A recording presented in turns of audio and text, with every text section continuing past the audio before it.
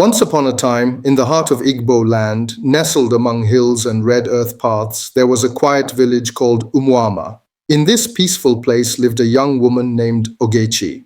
At 32, Ogechi was not just another villager, she was the heartbeat of the community.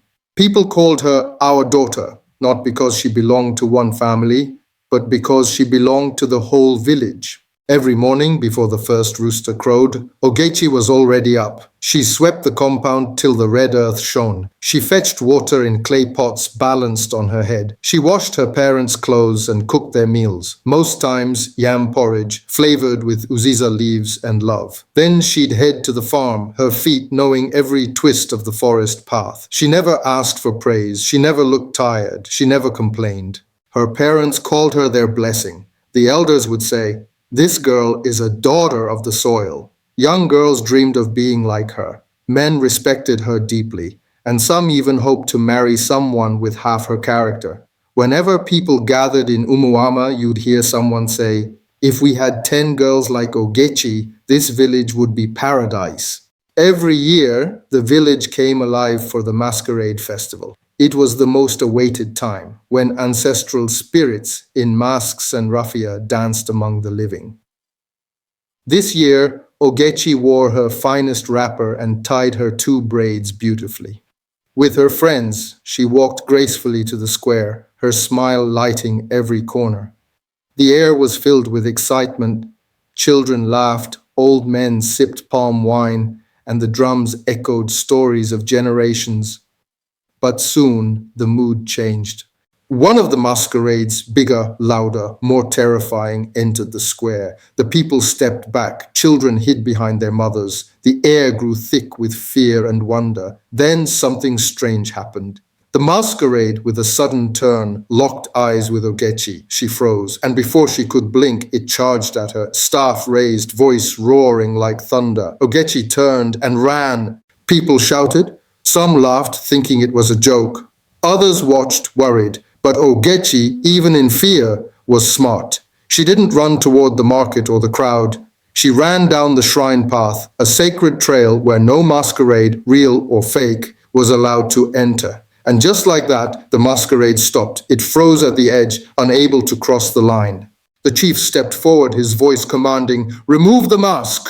At first, the masquerade resisted, but the villagers surrounded him. The drummers stopped. The village square fell silent. Slowly, the mask came off. Gasps filled the air. It wasn't a spirit. It was Ikena, a villager known for his bitterness. He had long envied Ogechi, the love she received, the respect she earned. The people wanted to drag him to the square for judgment. Some shouted, some cursed. But Ogechi raised her hand and spoke softly, "Let the village judge him, not my heart." A hush fell over the crowd.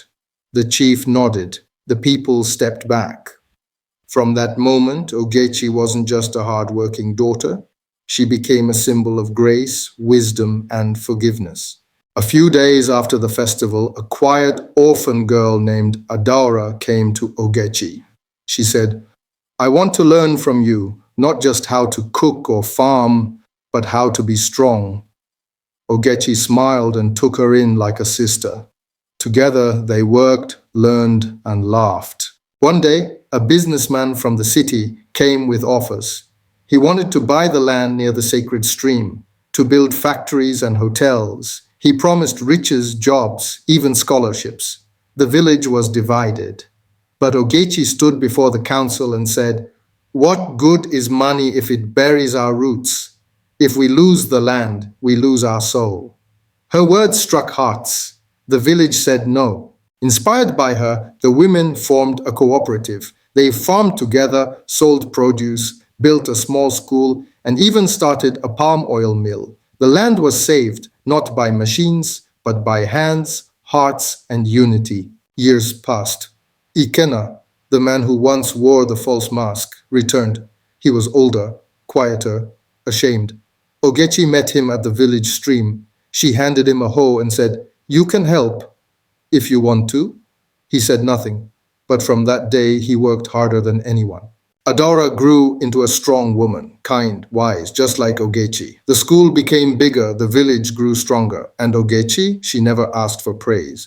But when she passed, children ran after her just to hear her say, "Well done." She never wore a crown, she never sat on a throne, but every home in Umuama carried her spirit.